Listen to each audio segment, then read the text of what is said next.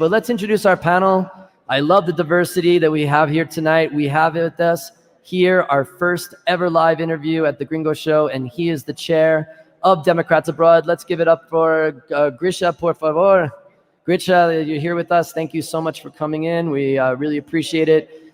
We also have, representing the Republican perspective on this crazy night, Larry Rubin is with us again, and a unique perspective, being a former member of the Mexican government, head negotiator of the USMCA, frequent contributor on the show.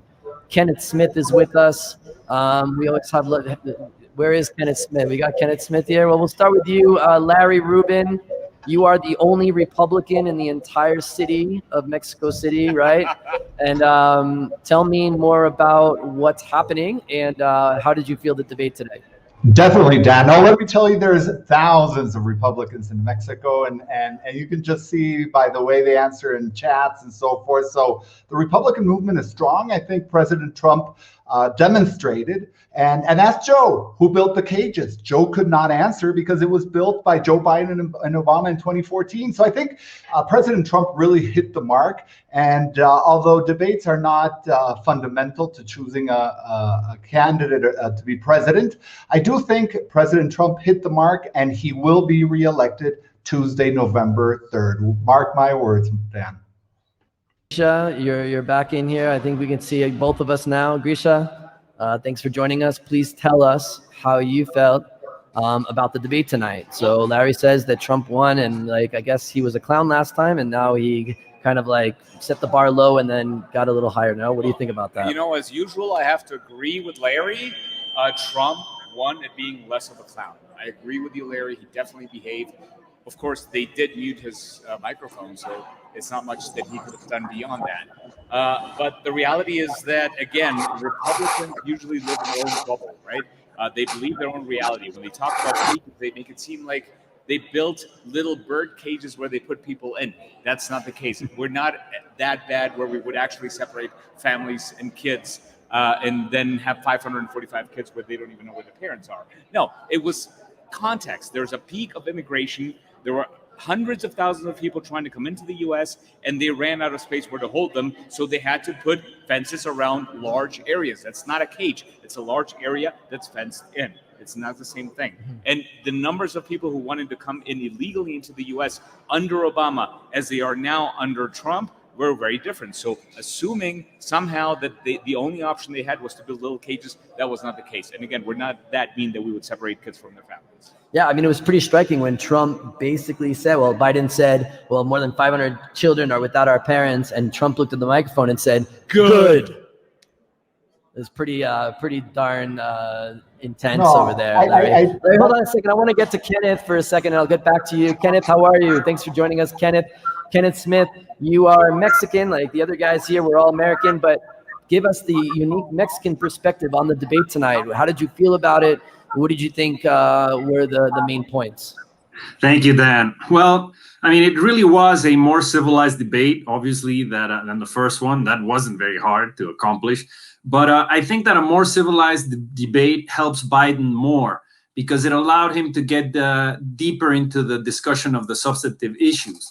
And I think that Biden was very strong on the economics and foreign policy areas. I mean, the discussions on anything from healthcare to North Korea to China. There was a particularly moment of bad economics for Trump when he continues to argue that the tariffs that are paid in the U.S. are paid by China. And this is something positive from the U.S. It's actually a tax on U.S. consumers. And that therefore the money that was given to the farmers in terms of support was actually paid by China. This is just economics 101. And I do believe that by far, and I mean, of course, I'm Mexican, so this touches a raw nerve. I think the lowest moment by Trump was by far the discussion on immigration. I mean, I think arguing, against the IQ of those immigrants that actually show up for their hearings was just, hitting an all-time low when it comes to immigration. And that has been a recurring issue. I think on race, putting himself in the same league as Abraham Lincoln is certainly not going to get him any more African-American votes in the U.S. I mean, it's frankly laughable. I mean, emphasizing the issues as to, whether Biden is receiving foreign governments or not. I think Biden did a good job in turning that around and saying this is about American families, not about our families. And let's remember, I think the main issue here is that Trump is the one that is over 10 points behind in this race, right? So he really needed to have a perfect game. He needed to, he's running out of chances, and this is sort of like throwing the Hail Mary pass. And, Biden's message of hope versus fear, I think is a strong message. I think Trump stayed on message, and that strengthens him with his base. But unfortunately, it doesn't seem, given that he's 10 or 12 points behind, to be enough. I mean, he had to really have a perfect game today. And I think that's not what happened. Larry, let's go back to you again, because when Trump made that comment about over 500 children, he said, good. Some of those children are Mexican, I'm sure. And that really hits Mexican families hard. What is your reaction to that, being a Republican and a supporter of the president? No, Dan, and let's not take it out of context. He did not say it's good that those 500 were not there. He said good to the moderator that said, let's move on. So don't take it out of context. I know you're a Democrat, but you look at the tape. That's what happened, and that's what he said. So what we have to really be honest about, and I think Democrats have to be honest about, is the fact that Obama became the president that deported more people than any other president in the history, and even much more than President Trump in his first term. And also, we have to be very clear that those cages, Democrats were trying to blame Trump on when they were built in 2014 by Biden and Obama. And what the case is, and which is true, is there's about 10% out of 10 immigrants, illegal immigrants that get to the border are children are unaccompanied minors. They're children without their parents. So what is the issue? It's a humanitarian issue, and it needs to be resolved. And what is an accomplishment is President Trump has lowered the number of immigrants getting to the border, and I think that's a great result. And he's not like Obama having to deport all those millions that Obama deported, but basically said he was a friend to immigrants. So it's hypocritical, really. Right. So, Gricha, it seems like you're eating your mic, ready to respond to that. No, I mean, he is right. Larry's right. Trump did lower the number of immigrants coming to the border. How did he do that? By threatening the Mexican government with commerce and higher penalties for importing products, and threatening to raise those percentages and those taxes for Mexican products if the Mexican government didn't take their security forces down to the southern border. So basically essentially forcing the Mexican government to move the border between the US and Mexico down to the southern border of Mexico, right? And what happens is Mexico needs a lot of those security forces to deal with all the cartel problems and violence problems in Mexico. No, now what they're doing is they're patrolling the border in the south of Mexico so that these people from Central America don't come to the US. So Larry's right. Trump did manage to lower the number of people going there by forcing a foreign government, violating their own rights of a government as a country, and forcing them to do something they really didn't want to do.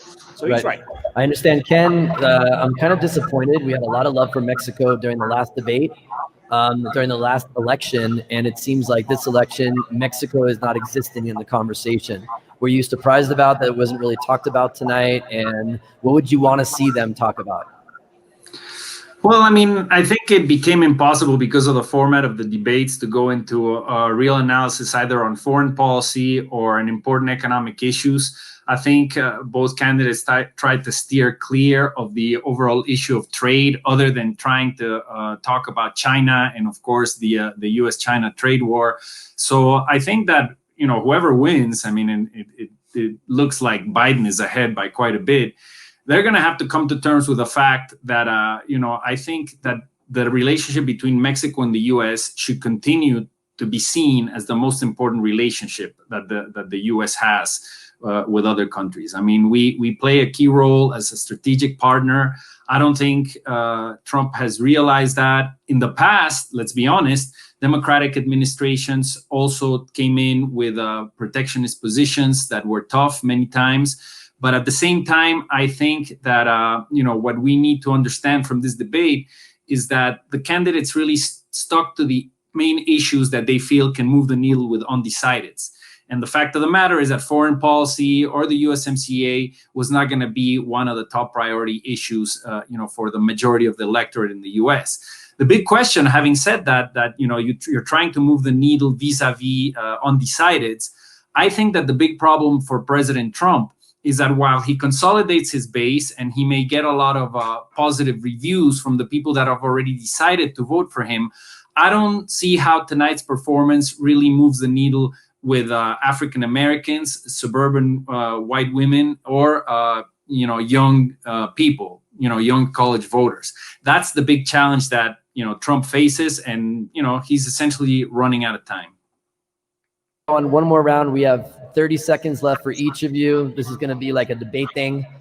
Trump respected it and Biden respected it today. So we got 30 seconds left. Larry, as Kenneth mentioned, he doesn't think anything moved or anything changed. Do you think anything has changed after tonight's debate? No, usually debates don't, but we have to remember that Clinton supposedly was ahead by double digits, and we saw what happened. So really, what we're looking at is Donald Trump. I believe will become the next president November 3rd, no matter who says, because 2016 was wrong and 2020 is wrong, and I think he's the best president to lead the country out of COVID, and also the best president to lead the country into a new economic reality, which will be positive to middle class America and lower class America, just like he did back before the COVID time. So definitely, I think that's the best bet for the United States, and definitely for Mexico. Right. Grish. Well, I don't know that I agree with Larry that a president that has resulted by his incompetence in over 220,000 dead, over 50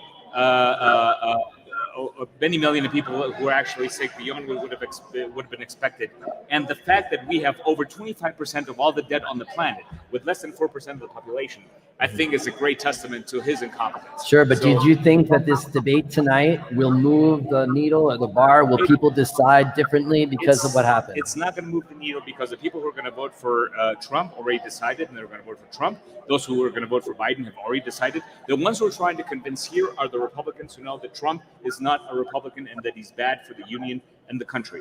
And those are the ones who are going to change their mind. And just like all other ex-presidents, Republicans, all other Republican candidates for the presidency, and all those intelligence officers who used to be Republicans who have expressed their support for Biden, just like that, many other Republicans are going to realize that Biden is the only option in November 3rd. Ken, do you think Democrat, Republican is going to win this election? You've worked for both administrations. What do you think is going to happen? 15 seconds. Well, I do believe that the way things are going, it looks like Vice President Biden is likely to win. I don't think that Trump has done enough to convince the small percentage of undecideds that are left. So that's probably going to be the outcome. Okay, perfect. So thank you all. Gricha Raether from Democrats Abroad, Larry Rubin, the most famous Republican in Mexico City, and Kenneth Smith, the guy I hope to negotiate anything for me in the future, like a car deal or something. So I hope you can do that. Thank you all for coming out. Let's try this again. Let's go back to Sarah on the floor. Let's see if we can hear them with more reactions on the debate. Sarah, can we hear you? Can't hear you, Sarah. That's fine. But we'll move over. Thanks so much again, Sarah, for your report. And thank you, Gricha, very much for being with us today. Thanks so much again.